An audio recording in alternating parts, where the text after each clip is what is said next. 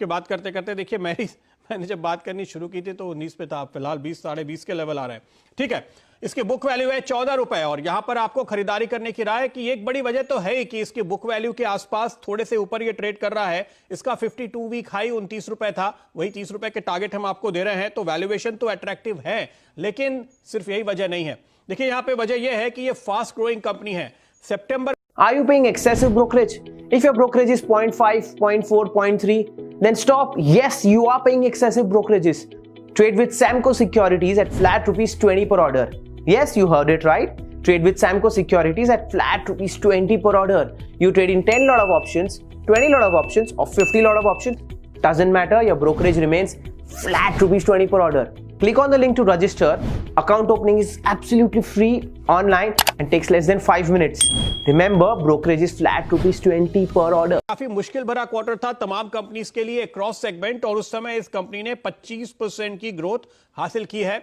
आने वाले क्वार्टर्स में भी जो एनालिसिस को ट्रैक करते हैं उनका मानना है कि ऐसी ही ग्रोथ यहां पर आती हुई नजर आएगी। इसकी वजह यह है कि ये कंपनी बहुत सारे अलग अलग कारोबार में है। देखिए ये होलसेल लेंडिंग करते हैं, ये होम फाइनेंस करते हैं, इन्वेस्टमेंट बैंकिंग करते हैं, वेल्थ मैनेजमेंट करते हैं, स्टॉक ब्रोकिंग करते हैं, बाजार में ये जाना माना नाम है। लेकिन जो उस कंपनी की असली स्टोरी है वो मैं आपको बता रहा हूं। बैंकिंग स्टॉक्स में खास तौर पे ये पीपल ड्रिवन होते हैं, बैंकर ड्रिवन होते हैं, और इस कंपनी की कमान जो जसपाल बिंद्रा साहब संभालते हैं वो स्टैंडर्ड चार्टर्ड बैंक के प्रमुख रहे। उन्होंने दुनिया भर में स्टैंड चार्ट को संभाला और उसके बाद वो यहां पर आए हैं। तो जब हम ऐसा देखते हैं कि किसी भी छोटे बैंक या एनबीएफसी कंपनी की कमान कोई ऐसा बड़ा नाम सामने आता है, बड़ा मैनेजमेंट आता है, तो वो इसको पूरी तरह से रिवाइव करते हैं और उसका एक्सपेंशन कई सालों में देखने को मिलता है आगे आने वाले दिनों में। लेकिन जो कदम उठाए गए हैं पिछले कुछ क्वार्टर्स के दौरान वो बहुत इंपॉर्टेंट है, और इसलिए मुझे लगता है कि ये आप जो परफॉर्मेंस देख रहे हैं, जो ग्रोथ आप देख रहे हैं, उसकी रफ्तार आगे आने वाले क्वार्टर्स में बहुत तेजी के साथ बढ़ने वाली है। देखिए इन्होंने अपनी हाउसिंग फाइनेंस कंपनी में मॉर्गन स्टैनले से 190 करोड़ का इन्वेस्टमेंट हासिल किया। 190 करोड़ मॉर्गन स्टैनले ने इनकी होम फाइनेंस कंपनी में लगाए, और इस कंपनी ने सेंट्रल बैंक हाउसिंग फाइनेंस को 160 करोड़ में खरीदा, वहां पे 2/3 इक्विटी।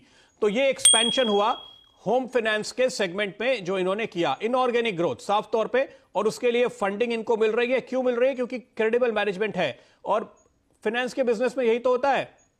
बड़े इंस्टीट्यूशनल इन्वेस्टर, बड़े पी फंड आपको इक्विटी दे रहे हैं, और बाजार से आप अच्छे वैल्यूएशन पे, सस्ते वैल्यूएशन पे एक चलता हुआ बिजनेस एक्वायर कर रहे हैं और फिर उसको एक्सपैंड कर रहे हैं।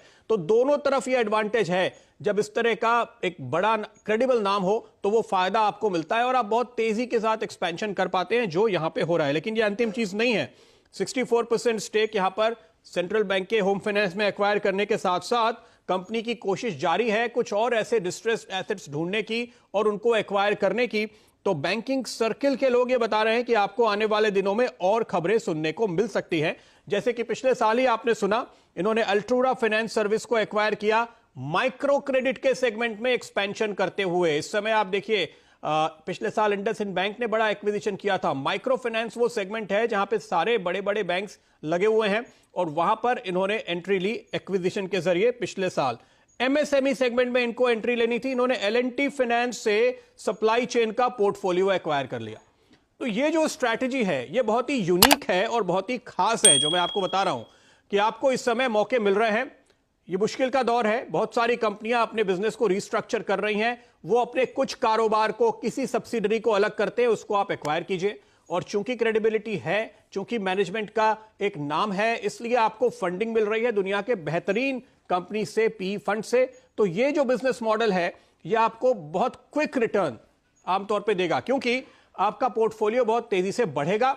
लायबिलिटी साइड को रिस्ट्रक्चर करने की जो कोशिश इनकी हो रही है वो बहुत तेजी के साथ आगे बढ़ती हुई आपको नजर आएगी, और उसके चलते आपको यहां पर शानदार रिटर्न हासिल होगा। यह वजह है कि मैंने इस स्टॉक को चुना है। आपका एसआईपी महंगे मार्केट में भी इन्वेस्ट करता है, और जब प्राइसेस कम हो तो उसका मुनाफा भी नहीं लेता है। तभी तो शुरू करो रैंक एमएफ स्मार्ट एसआईपी। ये महंगे मार्केट में वेट करता है, और जब प्राइसेस कम हो तो सेम अमाउंट में ज्यादा खरीदता है। तभी तो रिटर्न्स मिले full power. Smart SIP, SIP का power play. Mutual fund investments are subject to market risk. Please